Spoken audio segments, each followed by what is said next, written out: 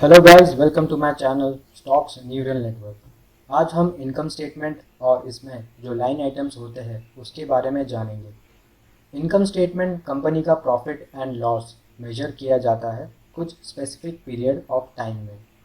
जो भी बिजनेस है उसको आम तौर पर सेल्स की रिपोर्ट और उस रिपोर्ट को रिकॉर्ड करने की आवश्यकता होती है।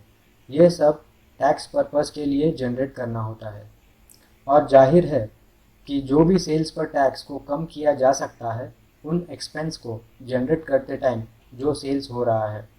हालांकि कुछ रूल्स जो नियंत्रित करते हैं कि उन खर्चों में कटौती कब और कैसे की जा सकती है और कैसे उपयोग किया जा सकता है।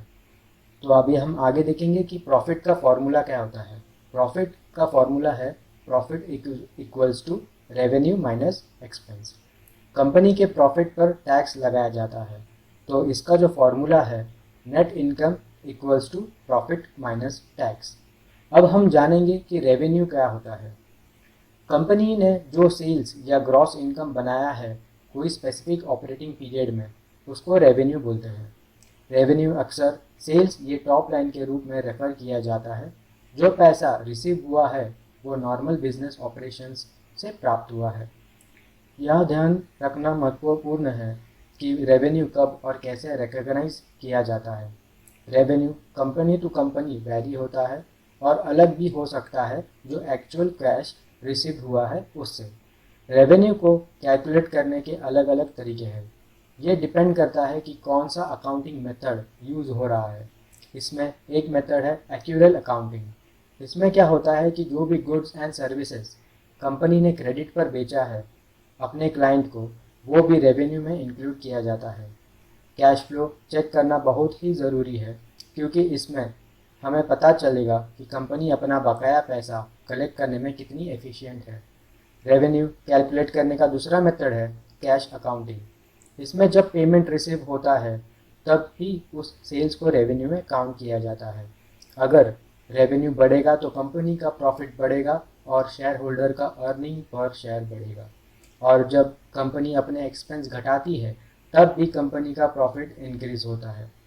जब भी कंपनी क्वार्टरली रिजल्ट्स डिक्लेयर करती है तब रेवेन्यू और ईपीएस पर सबकी नज़र रहती है और फिर उस हिसाब से स्टॉक का प्राइस मूव होता है। ओके, सो रेवेन्यू को एज अ सेल्स भी जाना जाता है और प्राइस टू सेल्स रेशियो है, तो इसके डिनोमिनेटर में रेवेन्यू को यूज़ किया जाता है कैलकुलेशन में। तो अभी हम आगे देखेंगे कि कॉस्ट ऑफ गुड सोल्ड क्या होता है। बेचे गए माल की जो लागत और माल की जो प्रोडक्शन किया गया है उसके रिलेटेड सभी एक्सपेंसेस और कॉस्ट, उसे कॉस्ट ऑफ गुड सोल्ड बोलते हैं।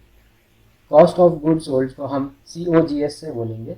COGS में इनडायरेक्ट कॉस्ट जैसे कि ओवरहेड, सेल्स और मार्केटिंग में जो पैसा खर्च किया है कंपनी ने वो इसमें इंक्लूड नहीं किया जाता है। COGS को डिडक्ट किया जाता है रेवेन्यू में से ताकि ग्रॉस मार्जिन और ग्रॉस प्रॉफिट कैलकुलेट किया जा सकता है। जितना ज़्यादा COGS रहेगा उतना कम मार्जिन्स होगा। COGS एक इम्पॉर्टेंट मेट्रिक है फाइनेंशियल स्टेटमेंट का क्योंकि इसको कंपनी का जो रेवेन्यू है उसमें से सब्ट्रैक्ट किया जाता है ताकि उसमें से ग्रॉस प्रॉफिट निकाल सके। ग्रॉस प्रॉफिट से हम एनालाइज कर सकते हैं कि कंपनी कितनी एफिशिएंट है अपने लेबर और सप्लाईज मैनेज करने में, उसके प्रोडक्शन प्रोसेस में। COGS को कॉस्ट ऑफ डूइंग बिजनेस के रूप में देखा जा सकता है। इसको इनकम स्टेटमेंट में as a business expense record किया जाता है। अगर COGS पता रहेगा तो जो भी एनालिस्ट, इन्वेस्टर्स और मैनेजर्स को हेल्प मिलेगा कंपनी का बॉटम लाइन एस्टिमेट करने में। अगर COGS इंक्रीज होता है तो कंपनी का नेट इनकम डिक्रीज होगा। COGS का फॉर्मूला है COGS equals to beginning inventory plus purchase during the period minus ending inventory. जो भी इन्वेंट्री बेचा है कंपनी ने वो इनकम स्टेटमेंट के अंडर COGS अकाउंट में दिखता है।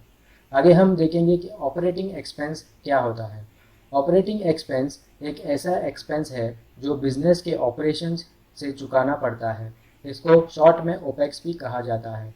ओपेक्स में rent, equipment, inventory cost, marketing, payroll, insurance, step cost और फंड्स जो रिसर्च एंड डेवलपमेंट के लिए एलोकेट किए जाते हैं। मैनेजमेंट को जिन विशिष्ट जिम्मेदारियों का सामना करना चाहिए उनमें से एक यह डिटरमाइन कराना है कि अपने कॉम्पिटिटर्स के साथ compete कराने की एबिलिटी को महत्वपूर्ण रूप से प्रभावित किए बिना ऑपरेटिंग एक्सपेंस को कैसे कम किया जाए। इनकम स्टेटमेंट एक पर्टिकुलर पीरियड में किसी कंपनी के इनकम और एक्सपेंस को उसकी प्रॉफिटेबिलिटी की एक चाबी प्रदान कराने के लिए ट्रैक करता है। इनकम स्टेटमेंट आमतौर पर एक्सपेंस को 6 ग्रुप्स में कैटेगराइज किया करता है: selling general and administrative cost, depreciation and amortisation, other operating expenses, interest expenses, income taxes. ये सब एक्सपेंसेस को ऑपरेटिंग एक्सपेंसेस कहा जा सकता है, बट जब हम ऑपरेटिंग इनकम को डिटरमाइन करते हैं तो इनकम स्टेटमेंट इंटरेस्ट एक्सपेंस और इनकम टैक्सेस को एक्सक्लूड करते हैं। ओके, तो हम आगे जानते हैं कि ग्रॉस प्रॉफिट क्या होता है। तो अब इसमें क्या होता है, जो भी बेचा गया माल है उसको जो कॉस्ट है उससे घटाकर प्राप्त होने वाला रेवेन्यू उसे ग्रॉस प्रॉफिट कहते हैं, और इसको डिटरमाइन करने में हेल्पफुल होता है कॉस्ट ऑफ गुड्स सोल्ड को हटा दिए जाने के बाद रेवेन्यू का नेट वैल्यू। एक एनालाइज्ड किया गया मेट्रिक ग्रॉस प्रॉफिट मार्जिन है, जो कि ग्रॉस प्रॉफिट को डिवाइड किया जाता है रेवेन्यू से। ओके, अब हम आगे जानते हैं कि अदर इनकम क्या होते हैं। कंपनीज ऐसे इनकम जनरेट कर सकती है जो उनके कोर बिजनेस से अलग है। ये जो इनकम है वो टैक्सेबल होता है और ये इनकम स्टेटमेंट में रिकॉर्ड किया जाता है। हालांकि ये कोर नहीं है बिजनेस ऑपरेशंस का, तो इसे कंपनी का रेवेन्यू नहीं माना जाता है। ओके, तो हम आगे देखते हैं कि एबिटडा क्या होता है। एबिटडा का फुल फॉर्म है earnings before interest, taxes, depreciation and amortisation. एक कंपनी के फाइनेंशियल परफॉर्मेंस का एक उपाय है और कुछ सर्कमस्टेंसेस में नेट इनकम के ऑल्टरनेटिव के रूप में उपयोग किया जाता है। एबिटडा का उपयोग कंपनियों की एक दूसरे और इंडस्ट्री एवरेजेस के तुलना कराने के लिए यूज़ किया जा सकता है। एबिटडा मुख्य प्रॉफिट ट्रेंड का एक अच्छा उपाय है क्योंकि यह कुछ बाहरी फैक्टर्स को समाप्त कराता है और कंपनियों के बीच अधिक एक्यूरेट कंपैरिजंस प्रोवाइड करता है। एबिटडा का उपयोग लॉन्ग टर्म एसेट्स के डेट पे कराने के लिए, अवेलेबल कैश फ्लो या एस्टिमेट लगाने के लिए एक शॉर्टकट के रूप में किया जा सकता है। एबिटडा का फॉर्मूला है EBITDA equals to net income plus taxes plus interest expense plus depreciation and amortisation. तो हम आगे देखते हैं कि डेप्रिसिएशन एंड अमोर्टाइजेशन क्या होता है। डेप्रिसिएशन एंड अमोर्टाइजेशन समय के साथ बिजनेस एसेट्स के वैल्यू के कैलकुलेट कराने के दो तरीके हैं। एक बिजनेस के एक्सपेंस अमाउंट को कैलकुलेट करते टैक्स डिडक्शन के रूप में उपयोग कराने और अपनी टैक्स लायबिलिटी को कम कराने के लिए यूज होता है। अमोर्टाइजेशन उस एसेट्स के यूजफुल लाइफ पर एक इंटेंजिबल एसेट्स के लागत को स्प्रेड कराने की प्रैक्टिस है। डेप्रिसिएशन अपने यूजफुल लाइफ पर एक फिक्स्ड एसेट का खर्च है।